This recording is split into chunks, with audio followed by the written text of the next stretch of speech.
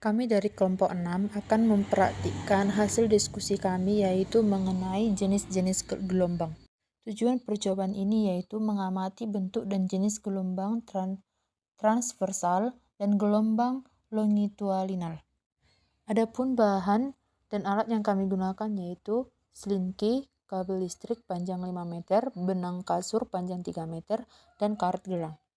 Dari hasil praktikum yang kami lakukan tentang pengamatan yang kami amati bahwa dari hasil percobaan dilakukan beberapa kali sampai dapat diamati dan dilihat arah usikan dan rambat gelombangnya.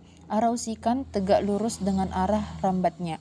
Hasil disimpulkan bahwa gelombang tersebut termasuk ke dalam gelombang transversal. Percobaan kedua ternyata karet gelombang tersebut ikut berpindah bersama gelombang dan juga karet gelang berpindah karena adanya energi yang merambat melalui selinki. Dan percobaan ketiga, selinki diganti dengan kabel listrik. Kabel listrik diberi usikan di ujung kabel, sedangkan ujung yang satu lagi dilihatkan pada tiang atau dipegang salah seorang teman. Dan hasilnya berbeda dengan selinki di mana pada kabel listrik tidak muncul gelombang. Pada saat diberi gelang di bagian tengah kabel, ternyata karet gelang tidak berubah atau berpindah. Itu artinya tidak ada energi pada kabel listrik. Kesimpulan yang kami dapat dari hasil pengamatan kami, gelombang transversal adalah gelombang yang arah getarannya tegak lurus dengan arah rambatannya. Gelombang longitudinal merupakan gelombang yang arah geraknya searah dengan arah rambatnya. Dan selanjutnya yaitu penelitian tentang mengamati sifat pemantulan gelombang. Alat dan bahan yang kami gunakan yaitu selinki, benang kasur, dan kerikil.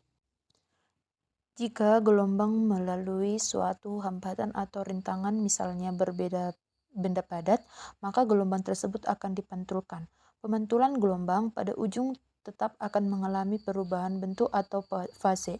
Akan tetapi, pemantulan gelombang pada ujung bekas tidak mengubah bentuk atau fase.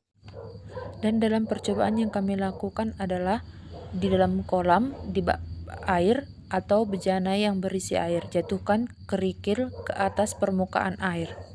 Batu atau kerikil yang dilemparkan ke kolam air atau ke bak air menyebabkan terjadinya gelombang di permukaan air. Gelombang ini merupakan gelombang transversal karena arah getarannya tegak lurus terhadap arah rambatnya.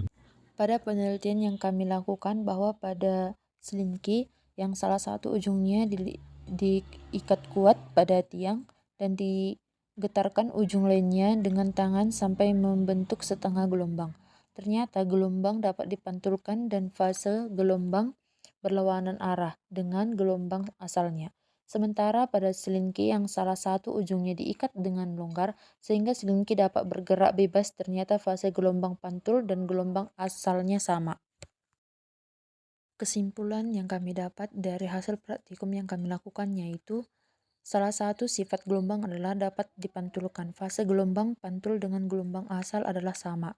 Kemudian ujung selinki yang terikat kuat, gelombang datang dan gelombang pantulnya, fase gelombang berlawanan arah.